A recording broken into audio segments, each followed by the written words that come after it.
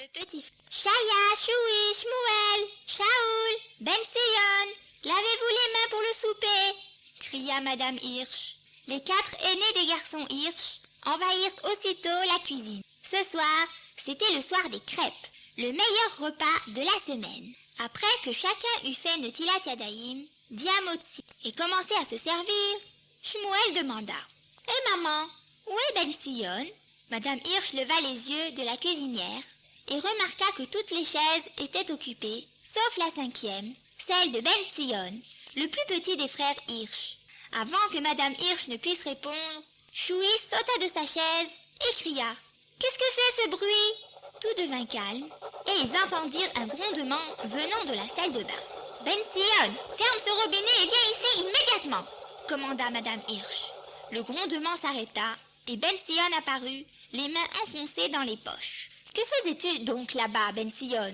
demanda sa maman. « Pas grand-chose, maman. Je me lavais juste les mains avec une attention spéciale pour être sûre d'enlever toute la saleté, » bégaya Ben Sion. « C'est tout ?» s'enquit Madame Hirsch d'un ton soupçonneux. « Bon, alors tu ferais mieux de sortir les mains de tes poches avant qu'elles ne redeviennent sales, avec tous les papiers de chewing-gum et de bonbons que tu y gardes. Va faire des tilas maintenant et mange avant que ça ne refroidisse. » Non merci, maman. Je n'ai pas envie de manger du pain maintenant, répondit Ben Sion nerveusement. Madame Hirsch regarda longuement Ben Sion.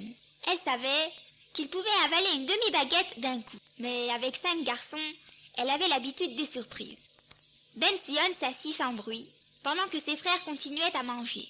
Il jeta un coup d'œil autour de lui, pour être sûr que personne ne le regardait, et vite, il sortit une main de sa poche et mit un morceau de crêpe sur sa fourchette. À peine avait-il dit une bracha que Shaoul cria « Regardez les mains de Ben Sion, elles sont toutes vertes !» Ben Sion remit précipitamment les mains dans ses poches, mais c'était trop tard. En un instant, tous ses frères étaient sur lui, tirant les mains de ses poches, et elles étaient, comme Shaoul l'avait dit, assez vertes. « Mais que t'est-il donc arrivé ?» demanda sévèrement sa maman. « Comment tes mains sont-elles devenues si vertes ?» crièrent Chaya, Choui, Shmuel et Shaoul. Commença Ben Sion. J'ai joué à un jeu. Je n'ai jamais entendu parler d'un jeu où on doit avoir les mains vertes, commenta Choui pensivement. Eh ben c'était un nouveau jeu auquel Benny et moi avons pensé aujourd'hui, continua Ben Sion. Benny, qui habitait la porte à côté, était le bon ami de Ben Sion. J'ai raconté à Benny ce que mon Rebbe nous a appris sur les Arba Minim et on a décidé d'en faire un jeu. J'ai joué au loulav et Benny au hétrog. Benny avait de la vieille peinture dans le garage. Alors, pour faire le jeu plus vrai, j'ai mis de la peinture verte et Benny de la peinture jaune. On a pensé que ça partirait facilement. Mais la voix de Ben Sion s'arrêta. Bon, Ben Sion, je suis très contente que tu sois si enthousiaste à propos des Arba Minim et si zélé à partager tes connaissances avec ton ami, mais s'il te plaît, reste éloigné des vieux pots de peinture dans l'avenir. Maintenant, avance, termina Madame Hirsch, le doigt pointé en direction de la salle de bain. Ben Sion sortit rapidement, suivi par sa mère, au milieu des rires de ses frères.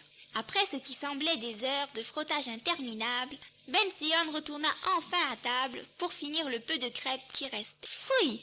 cria Shaoul en se bouchant le nez quand Ben Sion s'assit à sa place. « Il y a une drôle d'odeur par ici. » Tous les frères recommencèrent à rire. « Allons, allons les garçons !» interrompit Madame Hirsch. « Je pense que Ben Sion en a vu assez pour ce soir. J'ai essayé d'enlever la peinture avec du savon, du shampoing, de la poudre à récurer, mais la seule chose qui a marché, c'est le produit pour enlever le vernis à ongles. » Le lendemain, après la yeshiva, Ben Sion courut chez Benny. « Oh là là, qu'est-ce que j'ai entendu de ma mère !» grogna-t-il. Mes frères n'arrivaient pas à s'empêcher de rire tout le long du repas. « Est-ce que ta maman t'a grondé ?»« Non, pas vraiment, » répondit Benny. Elle était plutôt étonnée quand elle a vu la peinture. Mais quand je lui ai parlé du jeu auquel on a joué, elle et papa sont devenus très intéressés et ont commencé à me poser des questions sur le loulav et le hétrog. J'ai essayé de me rappeler de tout ce que tu m'as dit. Ça leur a vraiment plu. Benny n'allait pas à la yeshiva comme Ben Sion. Il allait au Talmud Torah 2 fois par semaine, mais il ne connaissait pas autant de choses que Ben Sion sur la Torah et les mitzvot. Benny aimait bien que Ben Sion lui raconte ce qu'il apprenait à la yeshiva, et souvent il le répétait à ses parents. Et bien sûr, Ben Sion aimait enseigner à Béni ce que son Rebbe lui avait appris. D'abord, il savait que c'est une grande mitzvah d'enseigner la Torah à quelqu'un qui ne connaît pas beaucoup de choses. Et aussi, avec 4 grands frères, Ben Sion n'avait pratiquement jamais aucune chance de raconter quelque chose.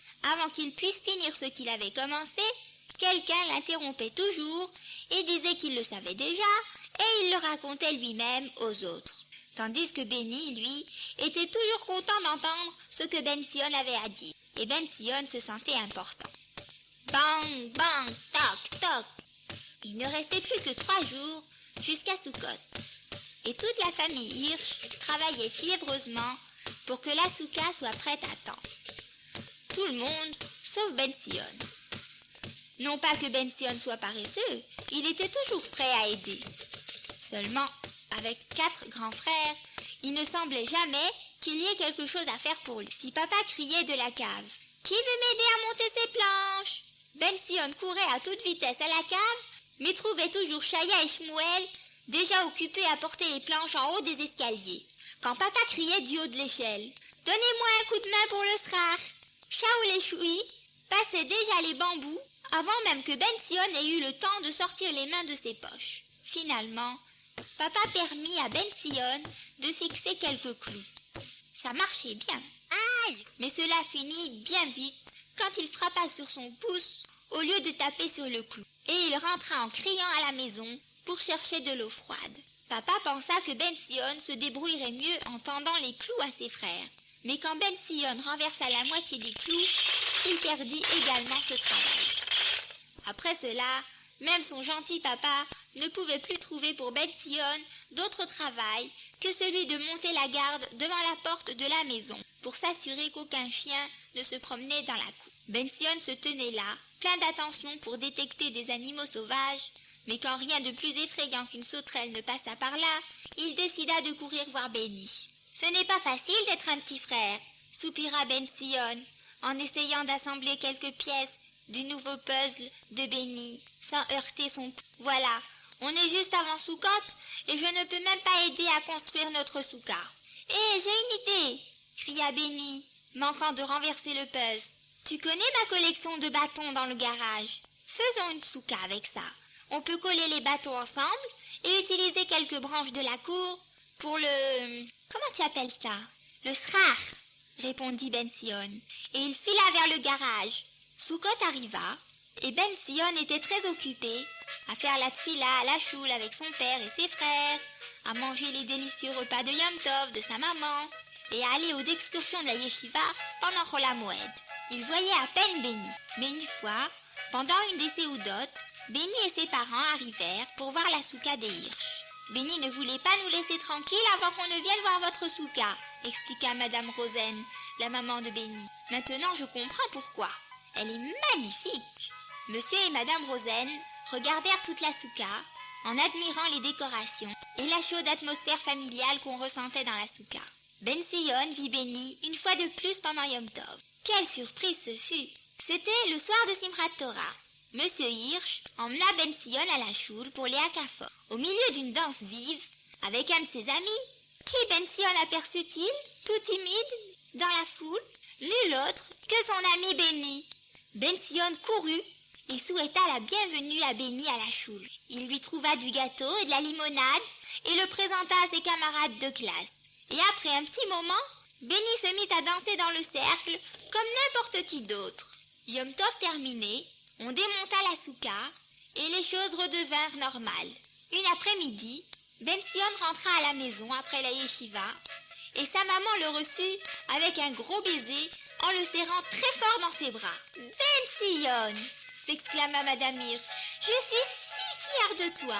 Ben Sion ne comprenait vraiment pas pourquoi. Il n'avait rien fait de spécial ces derniers temps. « J'ai reçu un coup de téléphone de Madame Rosen aujourd'hui. Et tu sais quoi? Elle veut inscrire Béni dans ta yeshiva. »« Quoi ?» cria Ben Sion. « Mais c'est formidable! Comment se fait-il qu'il veuille venir à la yeshiva? C'est pour cela que je suis si fière de toi. Béni a été si impressionné par toutes les mitzvot que tu lui as expliquées qu'il n'arrêtait pas d'en parler à ses parents. Et quand Béni a décidé d'aller à la choule à Simchat Torah, toi et tes amis, vous avez été si gentils avec lui Et il s'est si bien amusé qu'il a supplié ses parents de l'envoyer à la yeshiva aussi. Et tout cela grâce à toi, mon fils.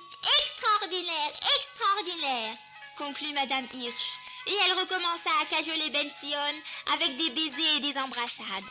À présent, Chaya, Choui, Shmuel et Shaoul, qui avaient couru dans la chambre pour savoir de quoi il s'agissait, félicitaient Ben Sion à tour de rôle. « Hé, Ben Sion, je ne savais pas que tu étais un rebeu, » remarqua Chaya. « Et moi, je pensais toujours que tu jouais à des jeux de bébé avec Benny, » s'étonna Choui. « Tu sais quoi ?» sourit Shaoul. « Peut-être que ce n'est pas si mal d'avoir un petit frère comme toi, après tout. » Ben Sion se tenait là et se sentait très très heureux à l'intérieur.